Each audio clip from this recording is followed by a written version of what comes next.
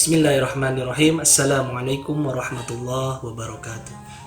Alhamdulillahilladzi arsala rasulahu bil huda wa dinil haq liyudhhirahu 'ala ad-dini kullih. Asyhadu an la ilaha illallah wa asyhadu anna Muhammadan 'abduhu wa rasuluhu alladzi la nabiyya ba'dah. Allahumma shalli 'ala Muhammad wa 'ala alihi wa ashabihi wa man tabi'ahu bi ihsanin ila yaumiddin. Hadirin jamaah dimanapun berada, puji serta syukur haruslah kita panjatkan kepada Allah Subhanahu wa Ta'ala, karena atas ridho Allah Subhanahu wa Ta'ala kita semua bisa sampai pada bulan yang sangat diharapkan oleh seluruh umat muslim, kepada bulan yang para sahabat senang ketika memasukinya, yakni bulan suci Ramadan. Karena tidak sedikit saudara-saudara kita yang punya harapan memasuki bulan Ramadan pada tahun ini tidak diberi izin oleh Allah Subhanahu wa Ta'ala. Maka rasa syukur itulah yang harus kita ucapkan kepada Allah Subhanahu wa Ta'ala. Hadirin dimanapun berada, bulan Ramadan ini adalah bulan yang penuh dengan berkah, penuh dengan rahmat.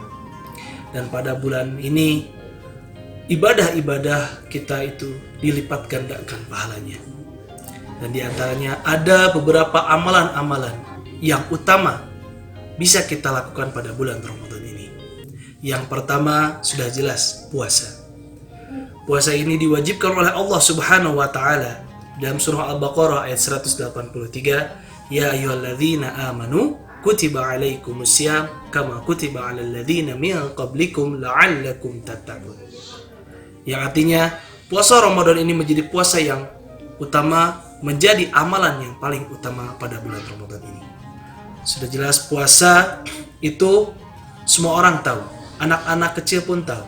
Bahkan banyak anak-anak yang sekarang sudah bisa puasa dari pagi full, dari terbit fajar sampai terbenam matahari. Tapi banyak yang melaksanakan puasa itu hanya menahan lapar dan haus saja.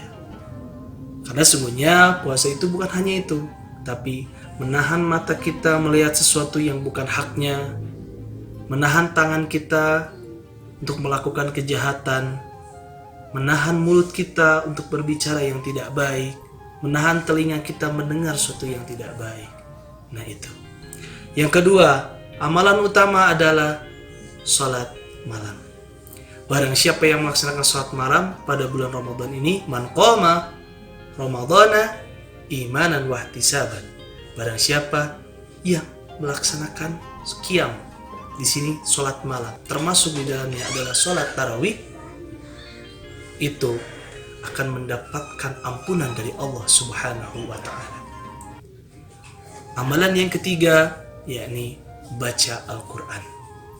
Sudah jelas bahwa baca Al-Quran pada hari-hari biasa saja, satu hurufnya itu bernilai 10 kebaikan. Apalagi ketika bulan Ramadan ini, semua kebaikan dilipat gandakan 10 kali kebaikan. Maka kebayang yang biasanya mungkin kalian membaca Alif Lam Mim, itu biasanya cuma 30 kebaikan, dikalikan 10 menjadi 300 kebaikan. Subhanallah. Yang terakhir, amalan yang terakhir adalah sedekah. Karena Rasulullah SAW diriwayatkan itu menjadi lebih dermawan ketika bulan Ramadan. Kita tahu bahwa Rasulullah SAW itu orang yang dermawan, dan bertambah lagi dermawannya ketika bulan Ramadan.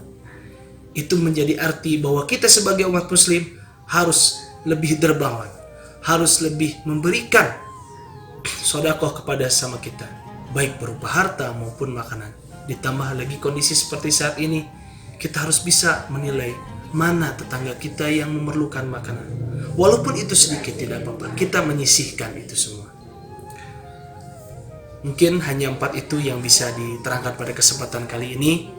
Intinya, marilah kita maksimalkan amalan-amalan utama pada bulan Ramadan ini. Jangan sampai Ramadan lewat kita tidak bisa memaksimalkan amalan-amalan tersebut. Kurang lebihnya mohon maaf. Unzur maqala wa la tanzur man qala.